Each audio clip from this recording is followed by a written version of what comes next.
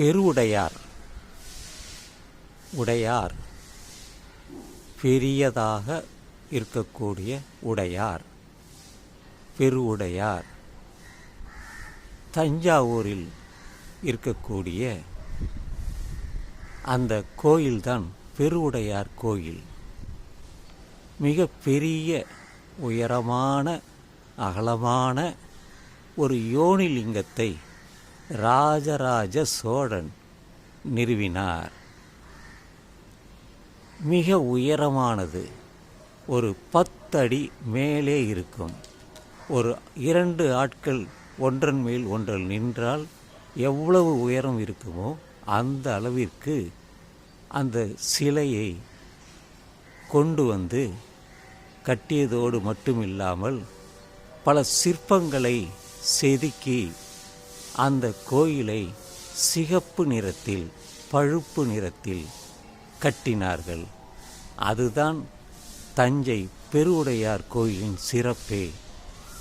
மிக பெரிய இடம், சுற்றி வருவதற்கே ஒரு 5 அல்லது 10 நிமிடம் ஆகும். ஆங்காங்கே சுவட்டிலே கல்வெட்டுக்கள் வரலாறு இருக்கிறது. எப்படி யாரால் இந்த கோயிலை கட்டினார்கள் என்பது கல்வெட்டுக்கள் முழுவதுமே இருக்கிறது. ஆனால் அதை பார்ப்பவர்கள் மிக மிக அரிது. ஏனென்றால் அவர்கள் நேரடியாக வரிசையில் நின்று அந்த பெருவுடையாரை பார்த்துவிட்டு போவார்கள். ஆனால் அதன் உள்ளே பல மர்மமான விஷயங்கள் இருக்கிறது. அதை சிலருக்கு மட்டுமே தெரியும். அதை படிக்க முடியும். தமிழில் தான் எழுதினார்கள், சமஸ்கிருதத்தில் எழுதவில்லை, தெலுங்கில் எழுதவில்லை, அல்லது கன்னட மொழியில் எழுதவில்லை. தமிழில்தான் அவைகள் எல்லாம் எழுதப்பட்டது. அப்படியென்றால் தமிழ் சுமார் 50,000 வருடங்களுக்கு மேலாகவே பேசப்பட்டு வருகிறது. உலகத்திலேயே மூத்த மொழி தமிழ்தான். அதனால்தான் ராஜராஜ சோழன் அவன் கல்வெட்டுக்களை எழுதினான். எழுதியது யார்? ராஜாவா? இல்லை, ஒரு சாதாரண மனிதன். அவர் சொல்வார், இவர் எழுதி விடுவார், கல்லிலே செதுக்கி விடுவார். இப்படித்தான் நடந்தது, செய்யப்பட்டது. கோயிலை எப்படி அவர்கள் நிர்மாணித்தார்கள்? முதலில் ஒரு வரைபடத்தை எழுத சொல்வார்கள் ஒரு ஓவியர். அந்த அளவிற்கு திறமையான ஓவியர்கள் இருந்தார்கள். சொல்வதை உள்வாங்கிக் கொண்டு அந்த படத்தை வரைந்தார்கள். அதுபடியே அவர்கள் சிலையை செதுக்கினார்கள். அதற்கு பல உருவத்தை ராஜாவே பெயர் வைத்தார் என்பதுதான் உண்மை.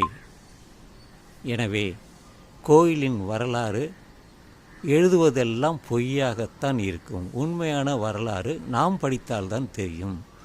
எல்லோரும் எழுதுவார்கள், பேசுவார்கள், ஆனால் அதில் பொய் தான் அதிகமாக இருக்கும். உண்மை 1% தான் இருக்கும்.